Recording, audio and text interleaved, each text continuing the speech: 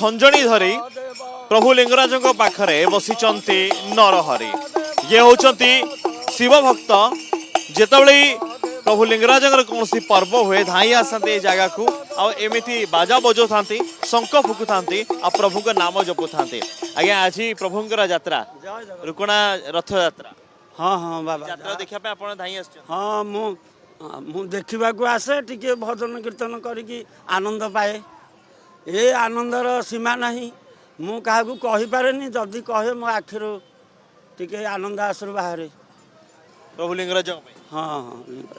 ये संसार पाई अनेक जन्म तप फले मनुष्य जन्म महितले जहा हो मो माँ बापा सुकृत मु बोधे ठीक जन्म मोर लाभ होती गोटे बढ़िया ना मो बापा देइछंती नरहरि दास बोली आम गाँ ना खैर पंगा बरंबा ब्लॉक जो आप आसती हाथ में भली भली जिनस धरिकी आसछंती बाजा बजा कौन कौन साथी अच्छी हाँ कौन कौन साथी धरिकी आसछंती बजाय मोर हे गिनी खंजनी शंख आउ बाड़ी यहाँ थरे थरे बजाए झुमका टिके तू तो हल्ले दे झुम पिला छुआ हसवाई हसिले किछिटा रोग आउ हुए 64 रोग रू शरीर भितर हसिले हसैले केतेटा रोग भजन कले भजन कले भारी आनंद लगे शांति लगे शिखिले ये गीत भागवत कौट शिखिले ओ बापा को माड़ू तो मुझे शिखिली हाँ बापा मत शिक्षा देइछंती बापा माँ का शिक्षार जो पुआ झी अनुप्राणित हुअंती सी संसार भलरे रुहंती मु भाबुची कौन शक्ति अच्छी जे आपण धाई आसते ये प्रभु पाखु प्रभु लिंगराज पाखु मत 3-4 दिन जाक राति निद हेनी केमती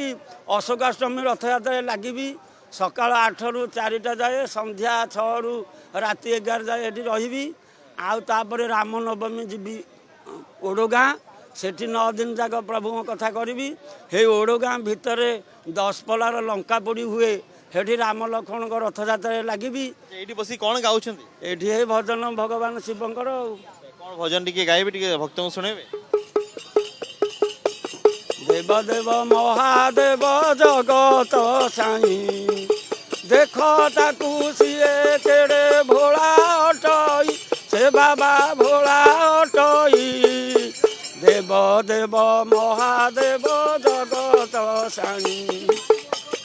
देव देव महादेव जगत अन्य भक्त मान भीतर ये एक नियारा भक्त जो भक्त प्रभु पाखु आसचंती रथ पाखे बसचंती प्रभु का नाम जपुंट हाथ में खंजणी धरछंती गिनी धरछंती आ शंख भी नाद करछंती शंख नाद करके एमिति प्रभु को स्मरण करुछंती प्रभु को